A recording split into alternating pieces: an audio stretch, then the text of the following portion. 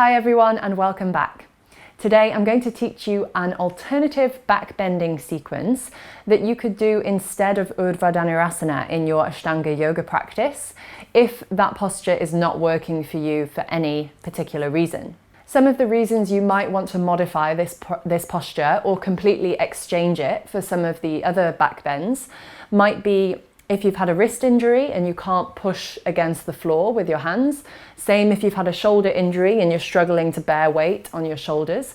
Or maybe your back strength and mobility isn't quite there yet to allow you to come into the full version of Urdhva Dhanurasana. So whilst bridge pose is a good alternative to begin with, in some ways, I find that it's not the most efficient back strengthener. So I want to teach you 3 postures that I really feel help to create a really good level of length and strength in the back that will have effects not only within your yoga practice, but also in your everyday life. So strengthening these supportive muscles along the spine can have profound effects on your everyday mobility and well-being. Especially if you're somebody who suffers from a chronic posterior tilt in the pelvis. So that means when the pelvis is tucked under and you don't have much of a curve in the lower back. These 3 postures are going to really help to start to bring the mobility into the back extensors so that you can move more freely in everyday life. I've borrowed these postures from the second series or the intermediate series of Ashtanga yoga, which although it might sound like it's a more advanced sequence, and it is in many ways, the backbending sequence that I'm going to give you is actually really accessible. I'd argue much more accessible than Urdhva Dhanurasana, which we practice in all of the series. So let's have a look at the 3 postures that we're going to do. The first and second postures that I'm going to share with you are Shalabhasana A and Shalabhasana B. Shalabhasana means locust pose, and we're going to do these 2 different variations which just work the muscles in subtly different ways. Okay, so I'm going to show you first, and then if you want to try along with me, then I'll repeat my instructions a second time. So coming down onto the belly. So usually to come into Urdhva Dhanurasana, we would jump through and lie down on the back. I want you to, instead, from your downward dog, you would just jump onto your knees, or you could take a chaturanga and then lower down to the floor. Now, the full version of the pose is with the feet together and the thigh bones rolling in. But I want you to take that instruction with a pinch of salt, because some people find when the feet are together, there's too much pressure in the lower back. So try a varying different width of the legs, and gradually over time what you might find is that having the feet together is fine for you. It would probably also depend on the width of your pelvis, so have a play. And we're going to be down on the belly. You can just rest the forehead on the mat and take the hands back with the palms facing up. And now the hands are connected to the floor for the whole of this first version of the posture.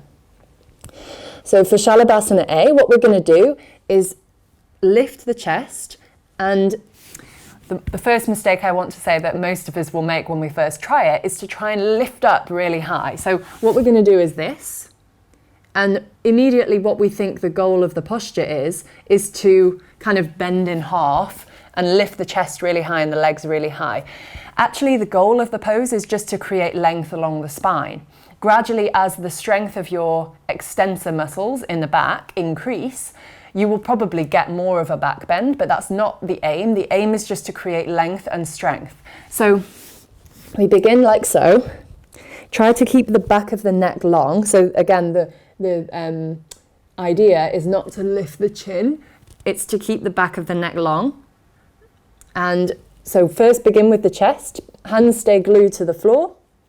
Inhale, pull the chest forwards. It might be a very subtle movement, and when you do this, you feel all of those muscles in the upper back working. Just think of pulling your chest forwards, and then do the same with the legs. Pull the legs backwards. Reach the feet away from you. Reach the chest away from you. Take 5 deep breaths. Keep the back of the neck long. Shoulders back. And exhale back down. I'm going to show you that once again.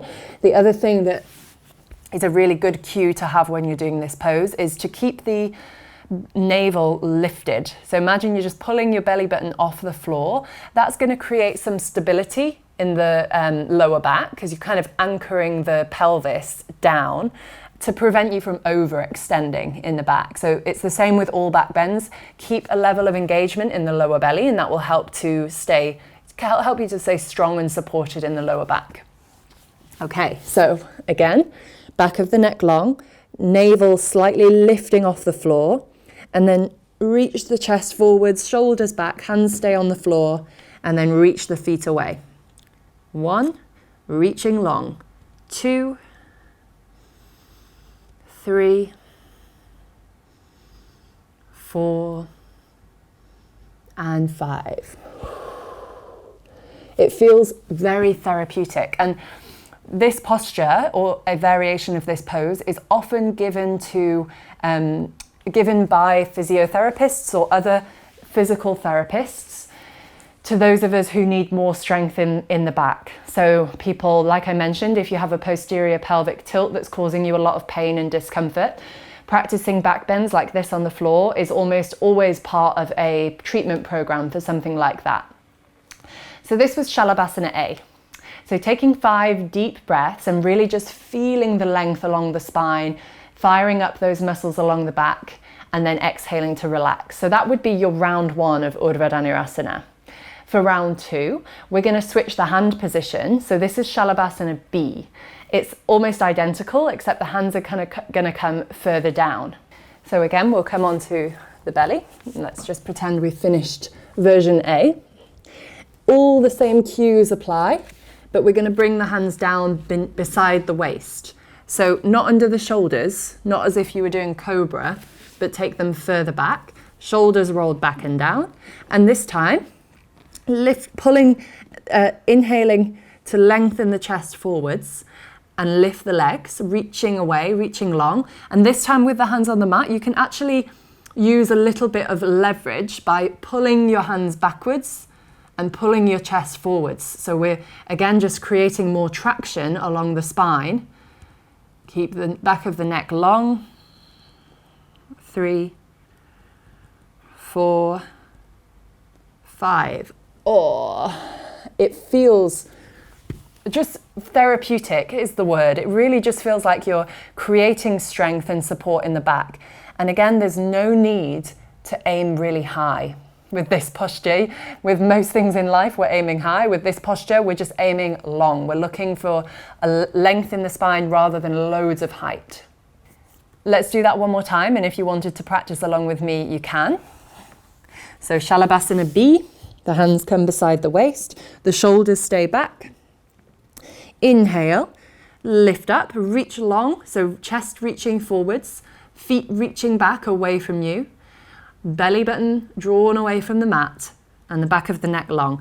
And then once you're comfortable there, you could start to pull your hands backwards, creating traction along the spine to lengthen even further. See if you can roll the thigh bones in towards each other, and then exhale, come back down. Our third and final posture, or our third round of Urdhva Dhanurasana, is going to be a posture called Dhanurasana, which means bow pose. So Urdhva Dhanurasana is upward facing bow pose. That's the traditional back bend that we do in Ashtanga yoga in the finishing sequence. But Dhanurasana is just bow pose. So for this one, we're kind of doing the same posture, but we're on our belly. So we start in the same way. And this time what we're going to do is bend the knees, bring the heels up towards the bottom, and then reach back and catch the outsides of the feet. So can you see the position of my hands is like so. So my thumbs face downwards, my palms face inwards, and I catch my feet. Now, ideally toes together, but again, this is a point of contention for many people. A lot of people find that it pinches the lower back or it pinches the knees. So you'll just have to adjust the position depending on how you feel. And it will relate again to the position or the shape of your pelvis. So try with toes touching. If that doesn't work, take the feet slightly apart. And then all you're going to do is exactly the same. Reach your chest forwards, shoulders back, and then push your feet away from you. So try to get your feet to the back of the mat. And what that's going to do is create a lift in the chest. Again, back of the neck long. Reach the feet away. So all of the strength is coming from the thighs. 4, 5. Exhale, come back down. Once again, it doesn't have to be a really a big height in the posture. Just go to the point where you feel that you're getting length and you're getting a good workout on your legs. And it should feel like the chest is reaching forwards as the legs are drawing backwards. Okay, let's do that one more time. Join in if you like, and I'll try to cue you all of those important points. So lying down on the belly, back of the neck long. You can place the forehead on the mat to begin. Bend your knees. Reach back and catch the outsides of your feet. Toes together if you can. If not, don't worry. And then inhale, reach your chest forwards and try to straighten your legs. Try to send your feet backwards. 1, 2, shoulders back. 3, 4, and 5. Exhale back down. Then you can join in with the Vinyasa with the normal Ashtanga count. So you would inhale to upward dog, exhale to downward dog. Jump through and then make sure after your back bend that you still do the 10 breaths in the forward bend. So those 3 postures have really strongly worked your back muscles. They make them contract and strengthen. So now you want to do the opposite and take the relaxed forward bend, and this time let your back muscles relax. Let them round, let the muscles lengthen again. And after 10 breaths, you continue with the sequence. How did you get on with those back bends? I hope that if you do have an injury in your wrist, your shoulders, or if Urdhva Dhanurasana just isn't working for you, then this will offer you a really good alternative where you feel that you're making progress with your back bending whilst also staying safe and comfortable in your body. If you enjoyed the tutorial and found it useful, then please give it a like, click thumbs up below, and subscribe to my channel and click the bell for notifications. If you have any questions about what we covered today, just let me know in the comments below. I hope that these tips and ideas are going to be helpful for you in creating a nourishing and sustainable Ashtanga yoga practice. Happy backbending, everyone, and I'll see you next time. Thank you for watching.